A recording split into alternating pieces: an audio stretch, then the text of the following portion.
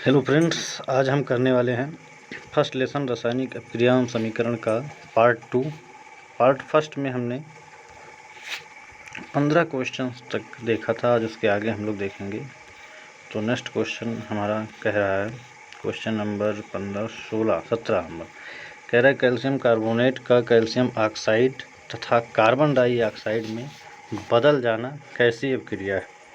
तो जब दो या दो से अधिक अणु या जब कोई सिंगल अणु दो या दो से अधिक अणुओं में टूट जाता है तो ये अपक्रिया अपघटन अपक्रिया अथवा वियोजन अपक्रिया के नाम से जानी जाती है। तो इसका ऑप्शन नंबर बी बिल्कुल सही ऑप्शन हो जाएगा। नेक्स्ट क्वेश्चन कह रहा है कि एक इक्वेशन दिया है Fe + CuSO4 gives out FeSO4 + CO।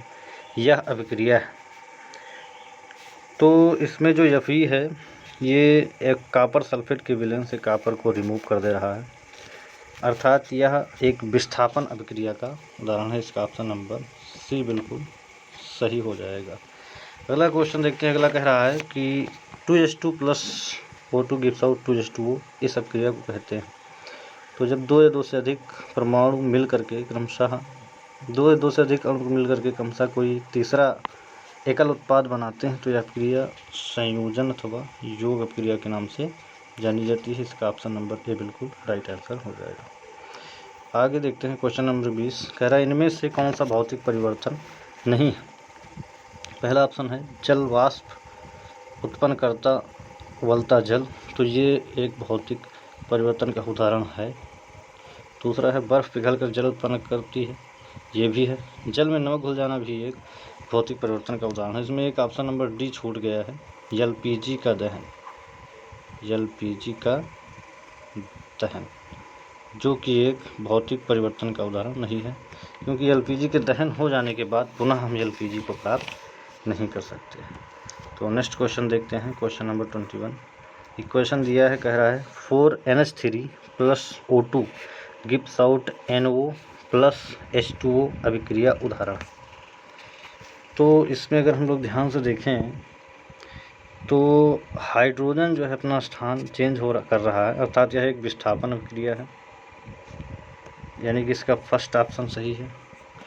और NH3 में ऑक्सीजन का नाइट्रोजन में ऑक्सीजन का योग हो रहा है तथा ऑक्सीजन में हाइड्रोजन का योग होना ऑक्सीकरण तथा हाइड्रोजन का योग होना अपचयन अपक्रिया कहलाती है। और अगर दोनों हो रहा है तो यह एक रिडॉक्स अपक्रिया कहलाएगी, यानी कि इसका फर्स्ट और थर्ड ऑप्शन सही है, यानी कि इसका जो सी नंबर ऑप्शन है बिल्कुल सही ऑप्शन है।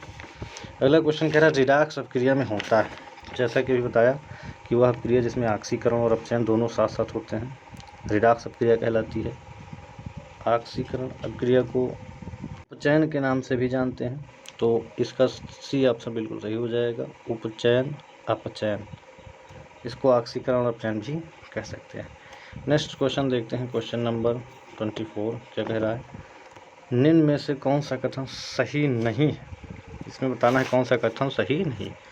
तो पहला क्वेश्चन दिया है सभी धातुएं संचारित होती है। पहला ही क्वेश्चन इसका गलत हो गया है, क्योंकि सभी धातुएं, कुछ धातुएं ऐसी भी होती हैं जो संचारित नहीं होती हैं। इसका ऑप्शन नंबर ए बिल्कुल राइट आंसर है। नेक्स्ट क्वेश्चन 25 कहता है संचारण के विषय में निम्न में से कौन सा कथन असत्य है। तो पहला है धातुएं नष्ट होती हैं। दूसरा क्वेश्चन कह रहा है संचारण के कारण Ag का रंग काला हो जाता है, ये दोनों ऑप्शन सही हैं। तीसरा क्वेश्चन कह रहा है कापर पर हरे रंग की परत जम जाती है, ये भी सही है। और लास्ट ऑप्शन है संचारण धातुओं के लिए हानिकारक नहीं, ये ऑप्शन गलत ऑप्शन है। संचारण जो होता है वो धातुओं के लिए हानिकारक है, उसका ऑप्शन नंबर डी बिल्कुल राइट आंसर हो जाएगा।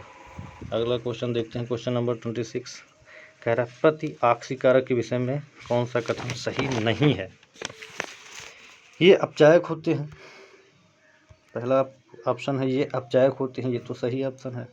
दूसरा है ये अपचयित हो जाते हैं, ये ऑप्शन बिल्कुल गलत है, अर्थात इसका ऑप्शन नंबर बी एकदम राइट आंसर हो जाएगा, क्योंकि ये अपचयित नहीं होते हैं और इसमें दिया हुआ है कि ये अपचयित हो जाते हैं। चलिए नेक्स्ट क्वेश्चन देखते हैं। 26 खाद्य सामग्री को विकृत गंधिता से बचाने के लिए कौन सी गैस का उपयोग किया जाता है। तो खाद्य सामग्री जैसे आप लोगों ने देखा होगा चिप्स के पैकेट में गैस वगैरह भर देता है, वो नाइट्रोजन गैस होती है, ताकि जो खाद्य सामग्री है वो लंबे समय तक चल सके। इसका ऑप्शन नंबर सी बिल्कुल करेक्ट आंसर हो जाएगा। क्वेश्चन नंबर 28 कह रहा है लेड नाइट्रेट का सूत्र है।